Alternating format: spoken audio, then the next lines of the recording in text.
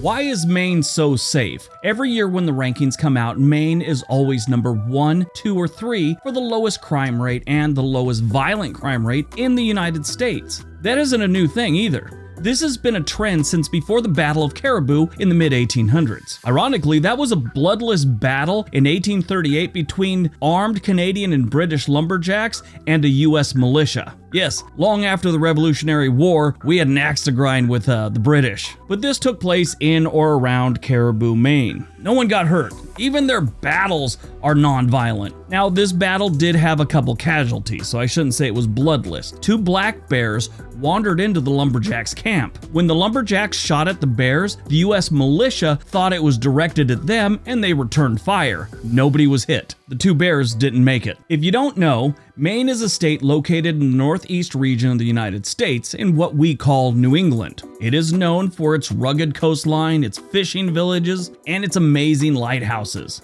Besides its natural beauty and tourist attractions, Maine is where you want to live if you're looking for a nice, safe state to call home. In this video, we will explore the reasons behind Maine's reputation as one of the safest states the US has to offer. Got it? Get it? Good. Let's take a look.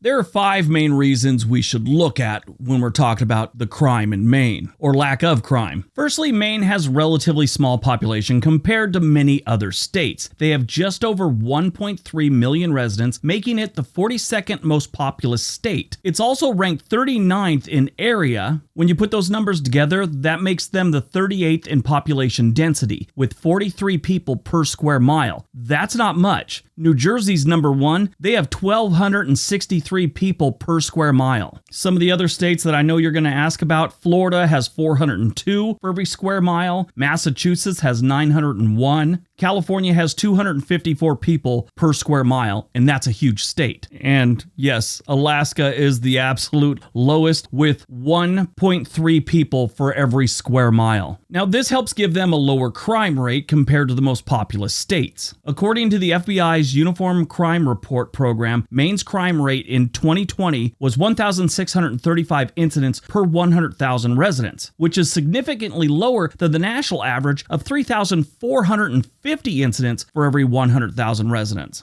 As I've always said, most problems come from having too many people living in close proximity. More people means more problems. The second thing we need to look at, or secondly, Maine is known for its strong sense of community and social cohesion. Many towns in Maine are close-knit and residents tend to look out for each other. If you grew up in a small town or rural community, you know exactly what I'm talking about. That social cohesion and sense of community creates a culture of trust and accountability, where people are more likely to report suspicious activity or crimes they witness. In big cities, you might see a crime happen directly in front of you, but you're on your way to Starbucks, and that's more important than reporting something or helping someone out. On top of all that, Maine has a high rate of community involvement in local government and civic affairs, which fosters a sense of responsibility among the residents. It's like they've got a vested interest in their town, in their state. So basically, they care more about their communities. Now, the third thing, or thirdly, if you want to use proper English grammar, Maine has a relatively low poverty rate compared to other states.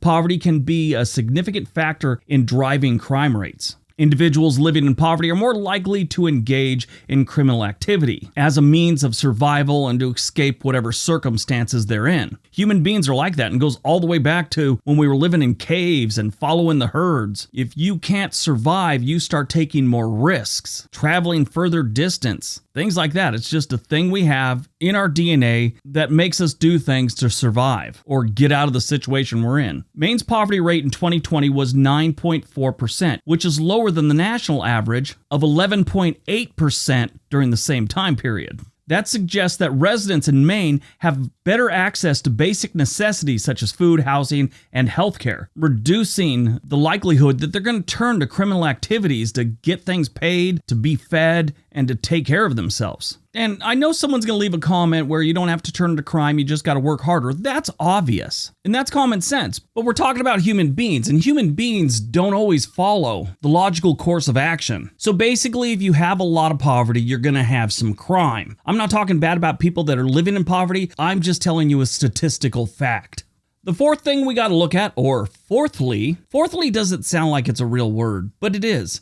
Anyway, the fourth thing that keeps the crime rate down in Maine is Maine has a strong law enforcement system that prioritizes community policing and preventative measures. They're not reactionary, they're really focusing on preventative measures. Just about every process, from military to medicine to policing, should be done that way. You're trying to fix the problem before it happens. Keep in mind, Maine doesn't have an overwhelmingly large police presence. They have 410 law enforcement employees per every 100,000 residents. Now, it's just not the officers on the streets, that's the people that stand behind them, clerks, dispatchers, things like that. Give you an example of some other states. New York has 627 for every 100,000 residents. Maryland has 615. Virginia has 593, and at the other side of the coin, you got Oregon with 281 for every 100,000 residents. Utah has 295. So they're not just flooding the street with cops to keep the crime rate down. They obviously have some good programs, good people, and a lot of well-trained police officers, or state troopers, or deputy sheriffs, whatever they have out there. Just talking law enforcement. And now we get to the last major factor in Maine's low crime rate: geography and climate. Maine's geography and climate play a big part in the low crime rate. The state's rural nature and harsh winter weather can deter a lot of criminal activity. Outside of major cities, when you look at,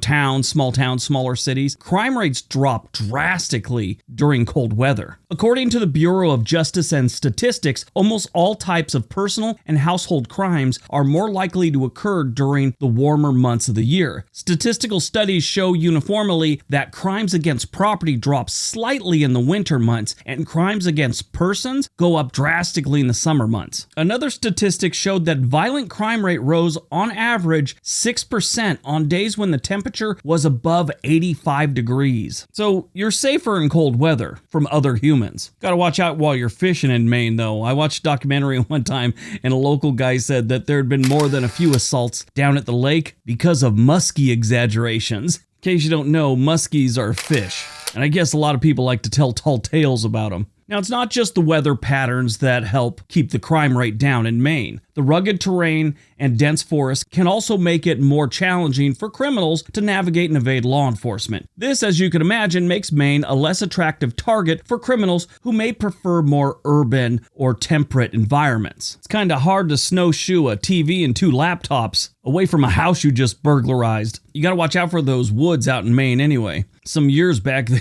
had a hermit that had been living out there like 30 years. Run into hermits, moose, black bear, some guy dead in the snow with a 2-pound muskie in his hand. All right, before we wind this one down, if you want to see more of these video essays, I'd love to hear some subjects you want to learn about. How did Mississippi get so poor? How much control do the Mormons have over Utah?